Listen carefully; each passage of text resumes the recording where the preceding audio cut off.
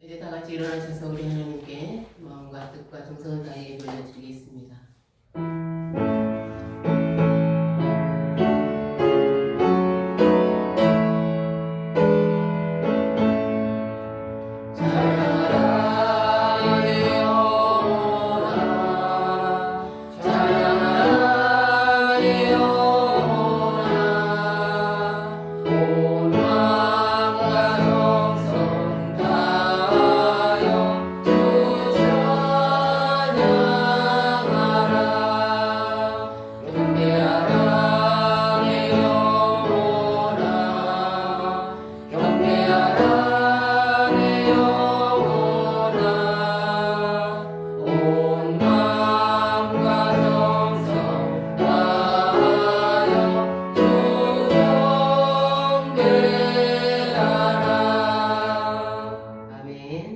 주의 빛과 주의 진리를 보내시어 나를 인도하시고 주의 거룩한 산과 주께서 계시는 곳에 이르게 하소서.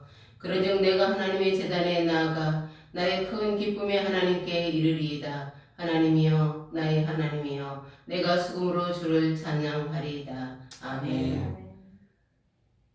사랑과 경배를 올려드리기에 합당하신 하나님, 우리를 당신의 부족하지만 당신을 사랑하는 자들로 불러주시고 하나님께 예배드릴 수 있는 자로 불러주시며 세워주시며 날마다 지키시고 인도하여 주셔서 감사합니다. 아멘. 늘 주님을 따름으로 말미암아 이 땅에서 참된 예배자들로 이 땅에 참된 하나님의 자기 백성으로 살아갈 수 있도록 저희들 늘 지켜주시고 하나님 안에서 하나님과 함께 동행할 수 있도록 붙잡아 주옵소서. 예수님의 이름으로 기도드립니다. 아멘. 찬송가 14장 하나님께 올려드리겠습니다.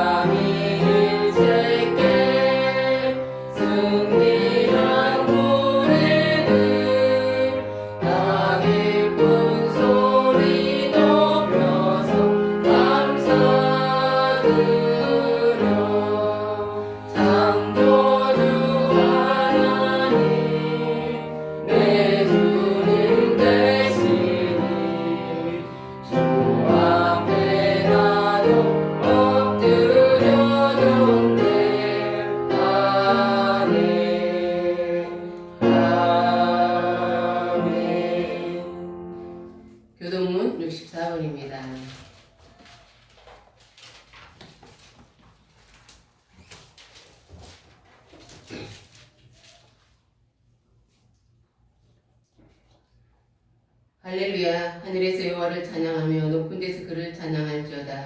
그의 모든 천사여 찬양하며 모든 군대여 그를 찬양할지어다. 해와 달아 그를 찬양하며 밝은 별들아 다 그를 찬양할지어다. 하늘의 하늘도 그를 찬양하며 하늘에 있는 물들도 그를 찬양할지어다. 그것들이 여호와의 이름을 찬양함은 그가 명령하심으로 지음을 받았음이로다. 그가 또 그것들을 영원히 세우시고 피하시고 못할 명령이 주었도다. 여호와의 이름을 찬양할지어다. 그의 이름이 홀로 높으시며 그의 영광이 땅과 하늘에 뛰어나심이로다. 그가 그의 백성의 불을 높이셨으니 그는 모든 성도 곧 그를 가까이하는 백성이 이스라엘 자손의 찬양받을 이시로다. 할렐루야. 아멘.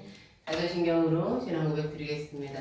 전능하사 천지를 만드신 하나님 아버지를 내가 믿사오며 그 외아들 우리 주 예수 그리스도를 믿사오니 이는 성령으로 잉태하사 동정녀 마리아에게 나시고 본요 빌라도에게 고난을 받으사 십자가에 못 박혀 죽으시고 장사 한 주일 사흘 만에 죽은 자 가운데서 다시 살아나시며 하늘에 오르사 전능하신 하나님 우편에 앉아 계시다가 저희로서 산자와 죽은 자를 심판하러 오시리라. 성령을 믿사오며 거룩한 공예와 성도가 서로 교통하는 것과 죄를 사하여 주시는 것과 영원히 사는 것과 영원히 사는 것을 믿사옵나이다. 아멘. 앉으셔서 찬송가 309장 하나님 교제 드리겠습니다. 309장.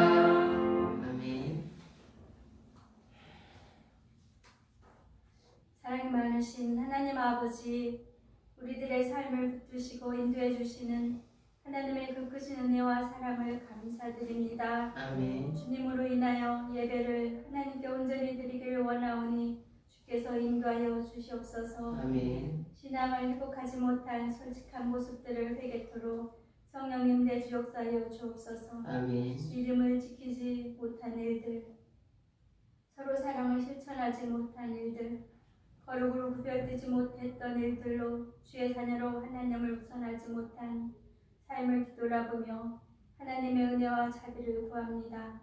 불쌍히 여겨주시고 용서하여 주옵소서. 아멘. 주님의 날 저희들 다시 예배로 불러주셨사오니 말씀 앞에 생각과 마음을 집중하며 10월 첫 주 예배에 갈망하며 사모함으로 나아갑니다. 여전히 코로나19로 우리의 생활 속에 힘들고 어려움이 있지만 무엇보다도 이러한 시기를 통하여 자신의 신앙을 돌아보며 하나님께로 돌아가는 귀한 시간으로 우리 한 사람 한 사람 마음을 붙들어 주시옵소서. 아멘. 믿음으로 잘 견뎌내며 문제를 직면할 때 하나님 앞에 해결받는 시간으로 인도하여 주옵소서. 아멘. 한 사람 한 사람 기억하여 주시옵고 같은 한 성령으로 하나로 묶어 주셔서 비록 영상으로 드리지만 하나님이 기뻐 받으시는 예배로 임재하여 주옵소서. 아멘. 주의 평안 가운데 말씀 안에 깊이 터치되길 간절히 간구합니다. 대한민국 우리 민족을 불쌍히 여겨 주옵소서. 하나님의 공의가 자리 잡도록 성령님 개입해 주시길 바라고 원합니다. 아멘. 여전히 하나님의 시선 안에 복된 나라로 안정되길 원하오니 아버지 하나님 현장 예배로 회복될 수 있도록 인도하여 주옵소서. 아멘. 선교사님들을 통하여 복음이 전파되도록 성령의 능력으로 함께해 주시옵소서. 아멘. 하나님의 신실하심으로 서울 관광교회 위에 함께하여 주옵소서. 말씀을 선포해 주시는 목사님 강건케 붙잡아 주옵소서. 아멘. 저희들 부드러운 마음으로 이 시간 말씀을 받을 때 깨닫고 삶이 변화되는 열정으로 나아가는 예배자로 믿음의 공동체 되길 간절히 바라고 원하오며 감사함으로 거룩하신 우리 주 예수 그리스도 이름으로 기도합나이다. 아멘.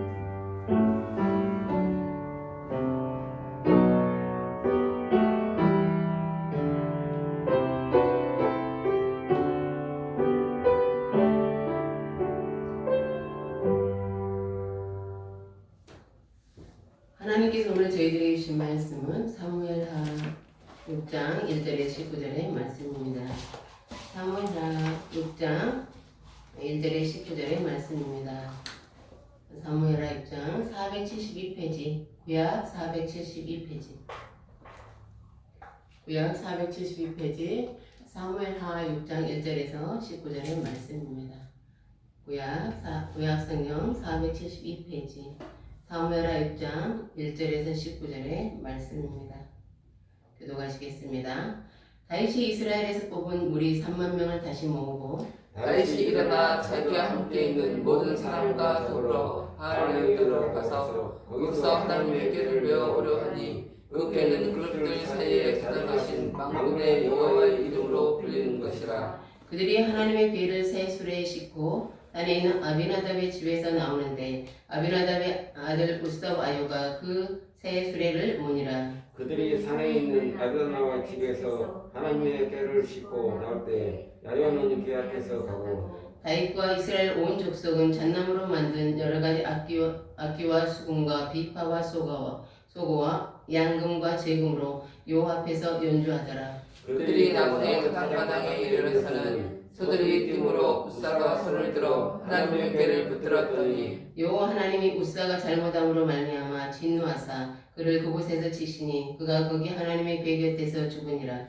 여호와께서 우사를 치심으로 다윗이 분하여 그것을 베레스 우사라 부르니 그 이름이 오늘까지 이르니라. 다윗이 그날에 여호와를 두려워하여 이르되 여호와의 궤가 어찌 내게로 오리요 하고 다윗이 여호와의 궤를 옮겨 달성 자기에게로 옮겨가기를 즐겨하지 하지 아니하고 가드 사람 오벳에돔의 집으로 메어간지라. 여호와의 궤가 가드 사람 오베데돔의 집에 석 달을 있었는데 여호와께서 오베데돔과 그의 온 집에 복을 주시니라. 어떤 사람이 다윗 땅에 아뢰어 이르되 여호와께서 하나님의 궤로 말미암아 오벳에돔의 집과 그의 모든 소유에 복을 주셨다 한지라. 다윗이 가서 하나님의 궤를 기쁨으로 메고 오벳에돔의 집에서 다윗성으로 옮겨갔으되 여호와의 궤를 맨 사람들이 6걸음을 가매 다윗이 소와 살진 송아지로 제사를 드리고 다윗이 여호와 앞에서 힘을 다하여 춤을 추는데 그때 다윗이 궤의 벗을 입었더라. 다윗과 온 이스라엘 족속이 즐거이 환호하며 나팔을 불고 여호와의 궤를 메오니라. 여호와의 궤가 다윗성으로 들어올 때 사울의 딸 미갈이 창으로 내다보다가 다윗 땅이 여호와 앞에서 뛰놀며 춤추는 것을 보고 심중에 그를 없인 여기니라. 여호와의 궤를 메고 들어가서 다윗이 그것을 위하여 친 장막 가운데서 가운데 그 준비한 자리에 그것을 두매 다윗이 번제와 화목제를 여호와 앞에 드리니라. 다윗이 번제와 화목제 드리기를 마치고 만군의 여호와의 이름으로 백성에게 축복하고 모든 백성 모든 이스라엘 무리에게 남녀를 막론하고 떡 한 개와 고기 한 조각과 건포도 떡 한 덩이씩 나누어 주매 모든 백성이 각기 집으로 돌아가니라. 아멘. 기도하겠습니다. 하나님 감사합니다. 오늘도 하나님의 말씀을 주셔서 감사합니다. 하나님의 말씀 가운데 우리가 길을 찾고 하나님 제시해 주신 길을 따라 순전하게 걸어갈 수 있도록 이 시간에도 하나님의 말씀에 귀 기울이고 하나님의 뜻을 쫓게 하여 주옵소서. 예수님의 이름으로 기도드립니다. 아멘. 여호수아 시대의 이스라엘은 가나안을 정복했습니다. 하지만 그 땅에서 가나안 족속을 완전히 몰아낸 것은 아니에요. 어떤 족속은 완강하게 버티면서 여전히 그 땅의 주인 노릇을 했습니다. 제일 마지막에 쫓겨난 족속이 여부수 족속이에요.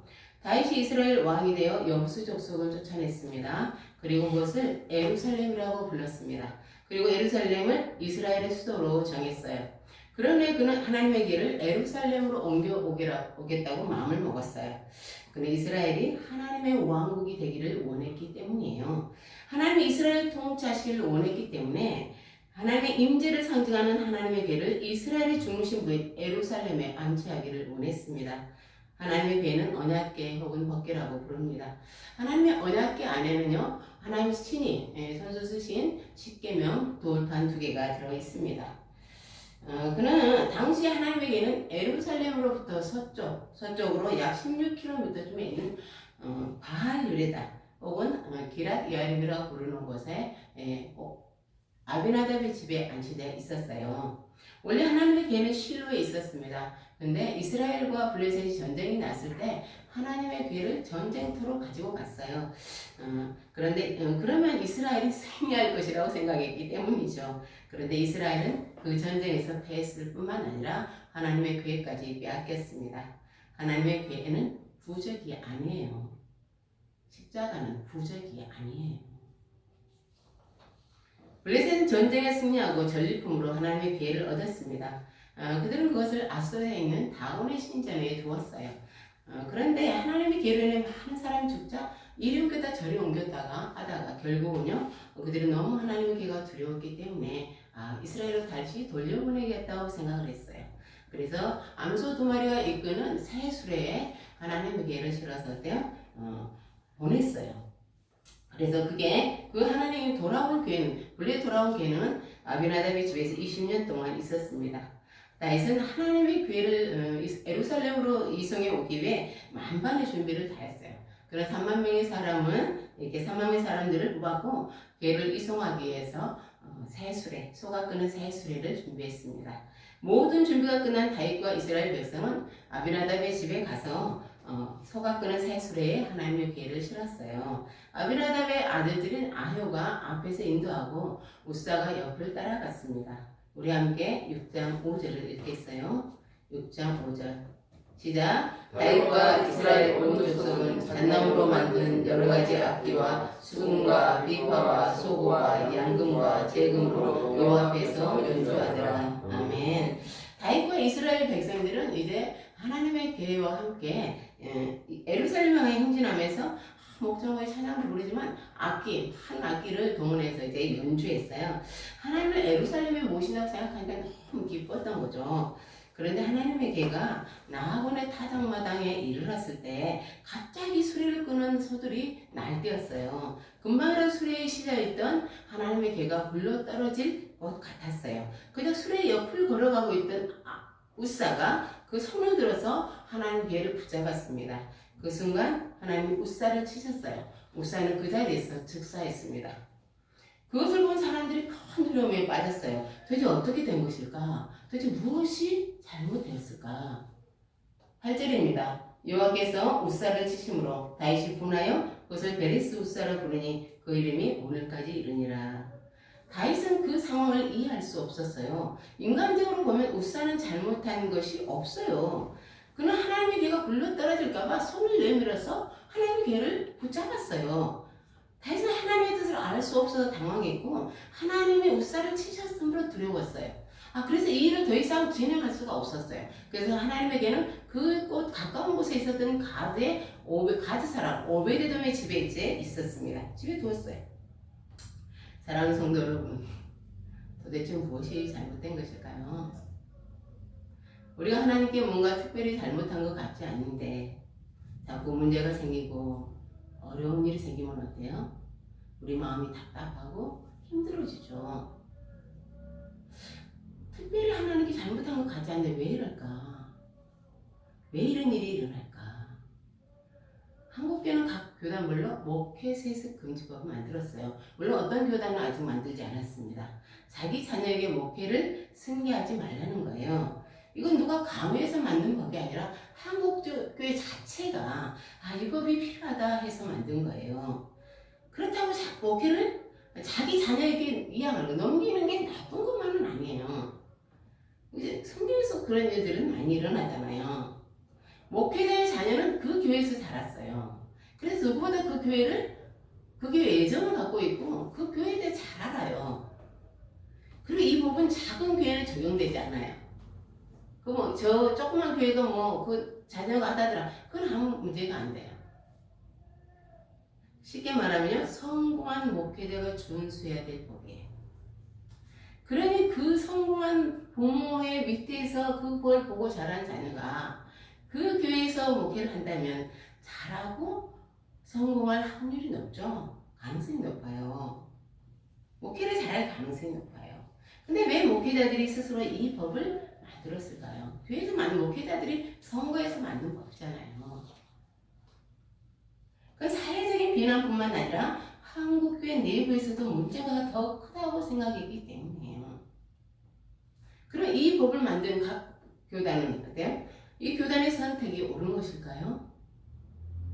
그것에 우리가 의문을 갖게 되는 것은 자신들이 만든 법을 어기고 목회를 세습하는 교회들이 많이 있기 때문이에요. 이럴 때 우리는 너무 답답한 거예요. 저희 어떻게 해야 옳은 것일까요? 어떤 선택을 하든지 그들은 다 교회를 위해서라고 말합니다. 이럴 때 우리에게 시원한 답은 없을까요? 이것은 꼭 교회만의 문제 아니라 우리 상황이에요. 각자 자기의 삶에 적용해도 되는 문제입니다. 우리는 무엇을 생각하고 무엇을 질문해야 할까요? 그 질문은 항상 이렇게 시작되어야 합니다. 이것이 과연 하나님의 뜻일까? 하나님은 자기 백성 가운데, 그러면 다윗이 하나님의 길을 예루살렘으로 옮기려는 건 하나님의 뜻일까요? 이것이 하나님의 뜻일까요? 아닐까요? 왜요? 이들은 지금 문제에 봉착했어요. 하나님은 항상 자기 백성 가운데 있기를 원하세요. 가운데. 내 안에만 있는 뜻이 아니에요. 우리는 교회를 너무 자기식으로 생각하는 게 있어요. 복음은 나 안에만 통하는 게 아니라 우리 가운데 하나님의 나라가 서기를 원하고 하나님 중심에 계시기 원하기 때문에 어때요? 이건 하나님의 잘못된 게 아니에요. 그러면 하나님 예루살렘, 이스라엘의 중심은 예루살렘에 하나님의 교회를 안치하고 하나님의 왕국을 건설하겠다, 이 생각은 잘못되지 않았다는 거예요. 그러면 우리가 하나님의 뜻이 이건 확실해 라는 결론이 나면 그 다음에 이어지는 질문이 뭐예요? 이것이 과연 하나님의 방법일까? 순종은요, 하나님의 뜻을 이루는 거예요. 순종은요, 하나님의 뜻을 하나님의 방법대로 이루는 거예요. 한국교회는요, 다 하나님의 뜻을 이루기 위해 세워졌어요. 근데 왜 한국교회 모든 교회가 하나님의 뜻을 이루지 못합니까? 하나님의 방법을 적용하지 않기 때문입니다. 목적만 중요하다 생각하면 그건 순종이 아닙니다. 그러면 하나님의 교회를 실어오는 하나님의 방법은 무엇일까요? 민수기 4장에 하나님의 교회를 옮길 때 방법이 나와요. 먼저요, 하나님의 교회, 십계명에 들어있는 하나님의 교회는요, 먼저 성소와 지성소를 가르는 그 휘장, 그 커튼으로 그걸 딱 덮는 거예요. 그 다음에 해, 달을 가죽으로 덮어요. 그 다음에 순청색 보자기를 덮어야 합니다. 그리고 레위 자손 중에서도 고앗 자손이요, 그 교회의 채를 끼워 어깨에 매야 돼요. 하나님의 교회는 이렇게 막대기를 끼우게 돼 있어요. 어깨를 매야 되는 거예요. 그런데 다윗이 준비한 것은 소가 모는 새수레였어요. 그래서 먼 거리를 안전하게 이송하기 위해서는 합리적인 방법이었어요. 그리고 사람이 보기에도 괜찮은 방법이에요. 거슬리는 건 오직 딱 한 가지뿐이에요. 그것은 성경적인 방법이 아니었다는 거죠. 그럼 왜 다윗은 새 수레를 준비했을까요? 다윗은 그것을 블레셋에게서 배웠어요. 블레셋이 빼앗아온 하나님의 괴로 인해 환난을 당하자 새 수레에 하나님의 괴를 실어서 보냈던 거죠. 하지만 그들은 하나님의 법을 모르는 이방인들이에요. 따라서 이것은 예외적이고 특수한 상황이에요. 우리가요, 세상이 이렇게 하니까 우리 교회도 이렇게 하면 되겠다. 그것을 배우는 건요, 세속적이고 합리적이에요. 그건 다 좋아요. 인간의 지혜를 섬기는 순간 우리는 하나님을 섬기는 게 아니라 자기 자신을 섬기는 것입니다. 사랑하는 성도 여러분, 하나님의 온전한 뜻을 이루며 살아가기를 원하십니까? 아멘. 그렇다면 우리는 이것들을 질문해야 돼요. 이것이 과연 하나님의 뜻일까? 이것이 과연 하나님의 방법일까? 이것이 지금이 하나님의 때일까? 하나님의 괴를 예루살렘에 안치하려는 다윗의 생각은 선했어요. 이건 사울도 생각하지 못했던 거죠. 오직 다윗만 생각했어요. 또한 다윗은 이것을 위해 마음과 정성을 다했어요. 그는 3만 명의 사람과 최고의 연주자들을 모았어요. 가장 좋은 나무로 새 수레를 만들었어요. 그런데 여러분, 왜 하나님은 다윗의 이 정성을 받아주시지 않았을까요? 며느리나 생일에 선물하려면 어때요?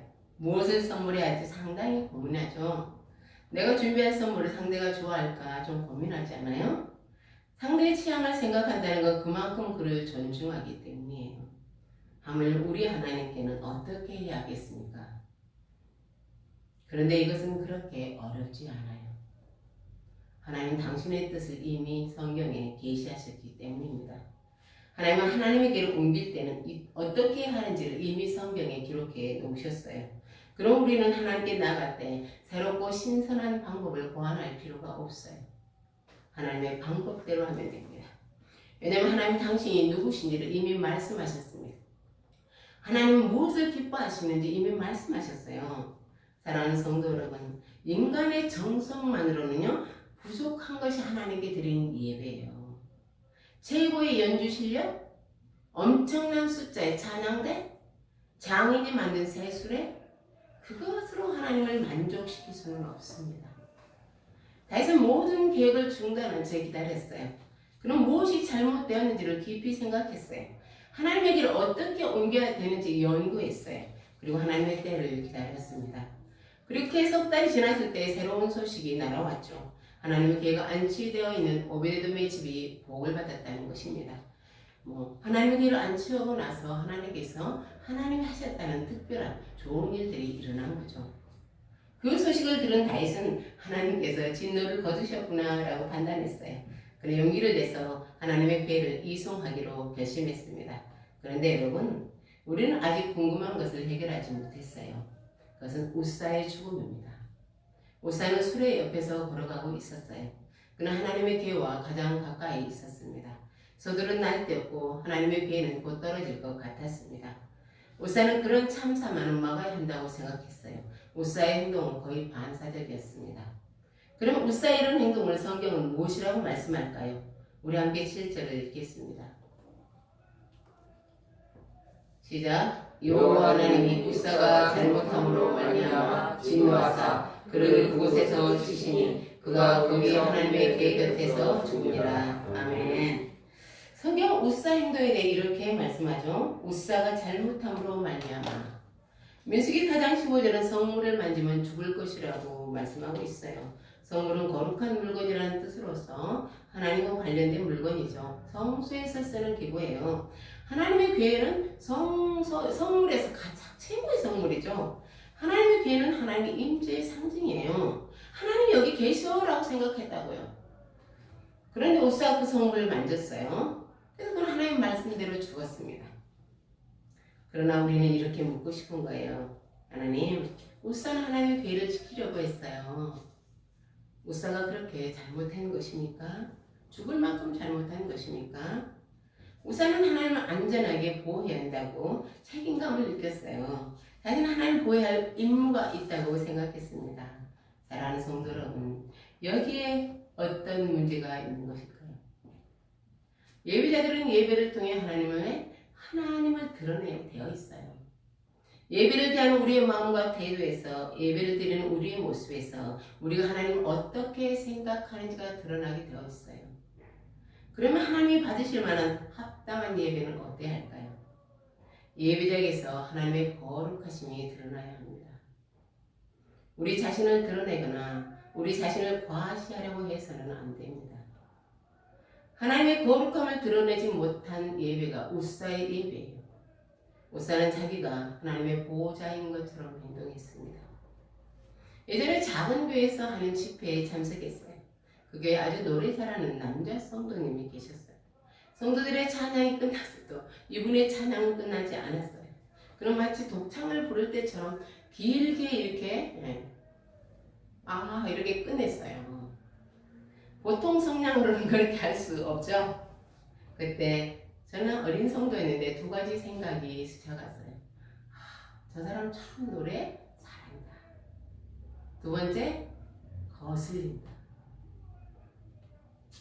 하나님께 예배를 드리는 게 아니라 자기 개인기를 자랑한다는 느낌을 받았어요. 모든 사람이 예배 드릴 때 우사는 한 사람의 예배 관리자로 남았어요. 그는 하나님과 가장 가까운 곳에 있었습니다. 그는 예배자가 아니라 예배 관리자였어요. 제가 주일학교 교사로 섬길 때 한 달에 한 번씩 원래가 있었어요. 그럼 교사들이 원래에 참석해서 밥을 제일 빨리 먹고 딱 설교 예배를 드리러 가요. 그러니까 큰 교회니까 예배가 여러 번 있어 다음 예배로 가도 되는데 그렇게 가요. 설교가 시작될 쯤에 예배당에 들어갔어요. 주일학교 교사로 섬기는 건 중요해요. 누군가 섬겨야만 공동체는 돌아가게 되어 있어요. 교회는 그 어디보다도 섬김이 중요한 곳이에요. 그러나 여러분, 봉사보다 우선하는 게 뭐예요? 예배입니다. 우리의 정체성은 봉사자이기 전에 예배자예요. 이것을 놓치지 마십시오. 우리 함께 13절을 읽겠습니다. 시작. 여호와의 궤를 맨 사람들이 6걸음을 가매 다윗이 소와 살진 송아지로 제사를 드리고 아멘. 이번에는 성경대로 제사장들이 어깨에 맸습니다. 사랑하는 성도 여러분, 예배는 내 마음대로 드리는 게 아니에요. 내 마음이 뜨거울 때만 드리는 것도 아니에요. 내 방식대로 드리는 것도 아니에요. 예배는 하나님 말씀하신 대로 드리는 거예요. 아멘. 우리 14절에 15절을 읽겠습니다. 14절 15절 시작. 다윗이 여호와 앞에서 힘을 다하여 춤을 추는데 그때 다윗이 배에 옷을 입었더라. 다윗과 온 이스라엘 족속이 즐거이 환호하며 나팔을 불고 여호와의 궤를 메우니라. 아멘. 드디어 하나님의 궤가 예루살렘으로 올라가고 있어요. 연주에 맞춰 노래하며 춤을 추는 것은 새로운 왕의 취임식이에요. 다윗과 온 이스라엘 백성은 자기들의 진정한 왕을 이제 모시게 된 거죠. 시편 24편은 이때의 감격을 다윗이 노래한 거예요. 문들아 너희 머리를 들지어다. 영원한 문들아 들릴지어다. 영광의 왕이 들어가시리로다. 영광의 왕이 누구시냐? 만군의 여호와께서 곧 영광의 왕이시로다. 쉐라. 아멘. 아멘. 그 순간 다윗은 이스라엘의 왕이 아니었어요. 그는 영원히 섬겨할 왕이 있는 종이었죠. 다윗은 너무 기쁘고 즐거워 춤을 췄어요. 노래는 슬퍼도 부를 수 있어요. 춤은요, 즐겁지 않으면 출 수 없어요. 즐겁지 않은데 춤을 추는 거는요, 그걸 직업으로 가진 사람뿐이에요. 다윗은 댄서가 아니라 이스라엘의 왕이었어요. 근데 얼마나 열심히 춤을 췄다는 게 맨살이 왕이 드러났어요. 아내 미갈이 이렇게 보고서 뭐라 그래요? 너무 한심스럽고 너무 한심스러운 거예요. 저런 한 나라의 왕이 채통도 없이 모든 사람이 예배를 드릴 때 미갈은요 예배를 관찰하는 자로 남았어요. 다른 사람의 예배에 대해서 비판하는 자로 남았어요. 오늘 설교 왜 이렇게 지루하지? 너무 길게 설교하는 거 아니야? 너무 졸려. 말라기 1장 13절입니다. 만군의 여호와가 이르노라 너희가 또 말하기를 일이 얼마나 번거로운가 하며 고순치고 훔친 물건과 저는 것 병든 것을 가져왔느니라. 너희가 이같이 복물을 가져오니 내가 그것을 너희 손에서 받겠느냐? 이는 여호와의 말이니라. 그들은 제사를 지내는 게 아유 번거로워 번잡스러워 라고 했어요. 그들은 하나님께 드려야 할 때 재물 원래 정결해야 돼요. 하나님께 드려야 재물 한 것이나 가져왔어요. 하나님께 드리는 것에 대해 정성이 없어. 예배를 너무 귀찮아했어. 하나님 그들에게 이렇게 질문하셨죠. 내가 그것을 너희 손에서 받겠느냐? 하나님은 이렇게 우리에게 질문하시지 않겠어요? 내가 너의 예배를 받겠느냐? 우리 함께 17절을 읽겠습니다.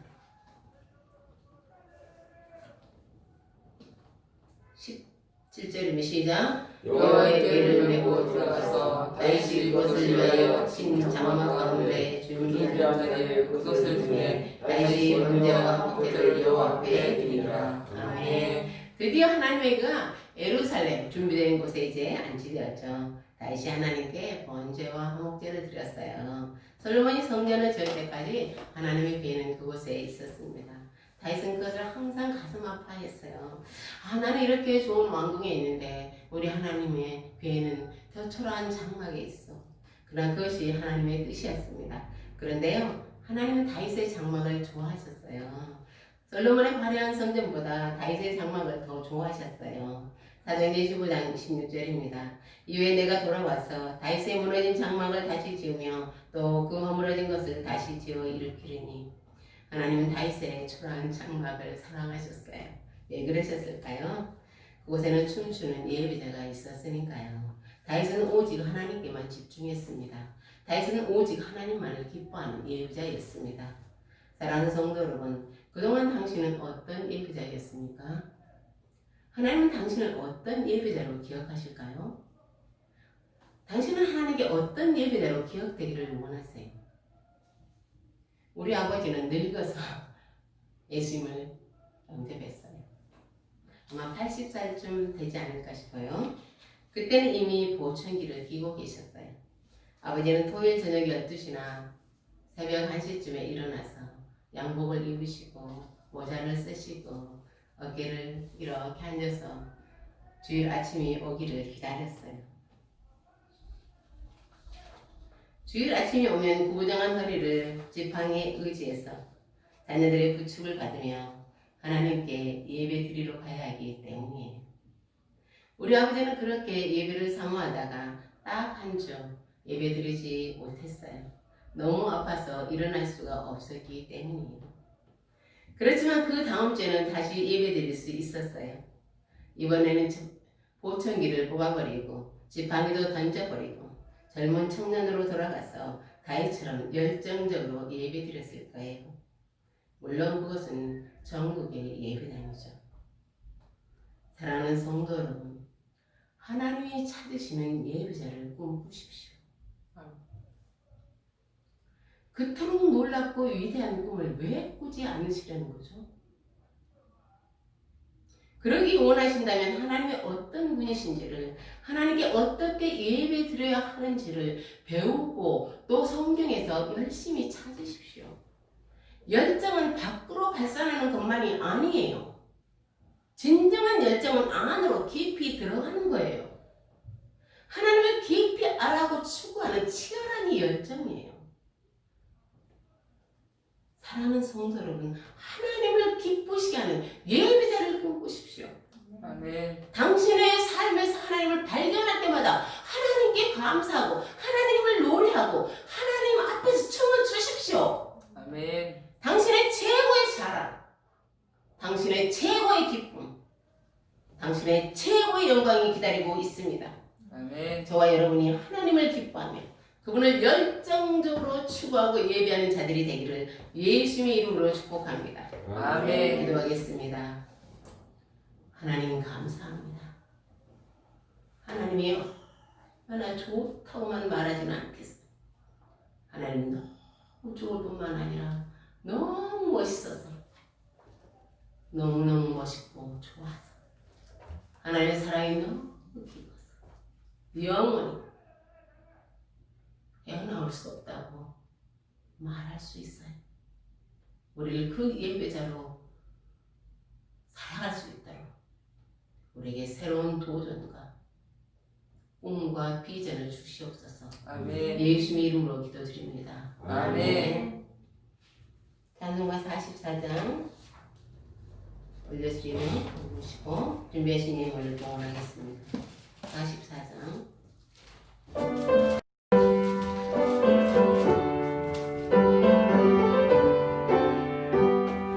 지난 일의 동안에 예수의 인도했으니 주의 전에 모여서 감사 찬송합니다. 가장 복된 이날을 하늘 안식도로다. 가장 복된 이날을 하늘 안식도로다. 주의 복로 힘입어 은혜 주심 때에 화목하게 하시고 죄를 벗겨주소서. 세상 걱정 버리고 은혜 받게 하소서. 세상 걱정 버리고 은혜 받게 하소서. 하나님의 이름을 찬송하러 왔으니 모임 중에 계시고 영광 나타내소서. 기쁜 하늘 잔치에 참여하게 하소서. 기쁜 하늘 잔치에 참여하게 하소서. 주의 기쁜 복음을 모두 듣게 하시고 주의 은혜 베풀어 위로하여 주소서. 주님 오실 때까지 이날 지키리로다. 주님 오실 때까지 이날 지키리로다. 아멘. 하나님 감사합니다. 하나님이 주신 은혜, 하나님 주신 사랑, 하나님 주신 구원, 하나님 주신 축복이 감사해서 드리는 귀한 손길들이 있습니다. 이들의 삶 가운데 하나님께서 날마다 하나님이 함께 하심을 깨닫는 은혜를 더하여 주시고 저들을 지켜주옵소서. 예수님의 이름으로 기도드립니다. 아멘.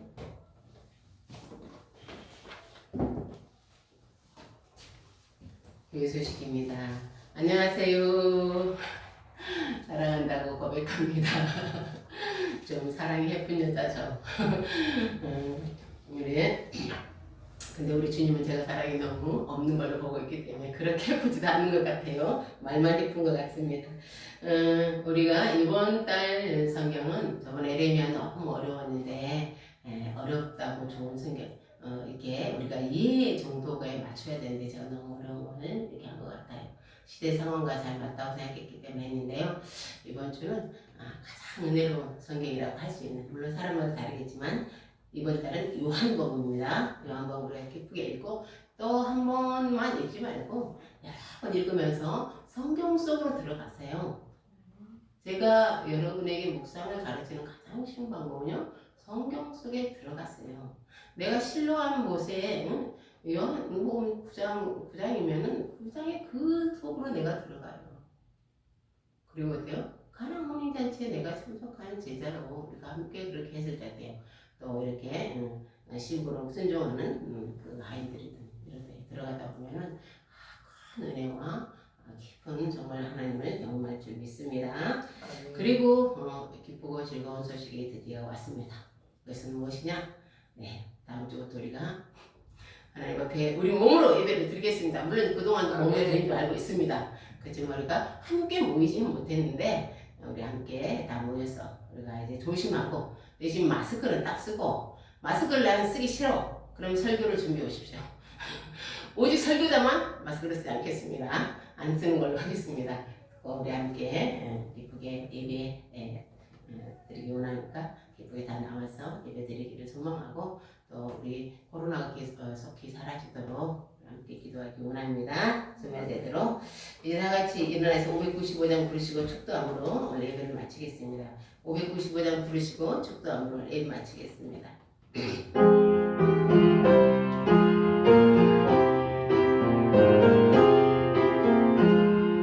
나 맡은 본분은 우주를 높이고 문영은 구원 얻도록 잘 인도함이라. 부르심 받들어 내 형제 섬기며 우주의 뜻을 따라서 내 정성 다하리. 주 앞에 모든 일 잘했게 하시고 이후에 주님 배울 때 상 받게 하소서. 나 항상 깨어서 늘 기도 드리며 내 믿음 변치 않도록 날 도와주소서. 아멘. 이제는 우리 주 예수 그리스도의 은혜와 하나님의 극진하신 사랑과 성령의 교통 내주 인도하심이 하나님을 사랑함으로 하나님을 기뻐함으로 그분을 열정적으로 추구하는 예배자가 되기를 소망하는 주의 백성들 위해 서울 평강교회 위해 저들의 가정과 일터 위해 이제로부터 영원까지 함께 하시기를 축원하옵나이다. 아멘.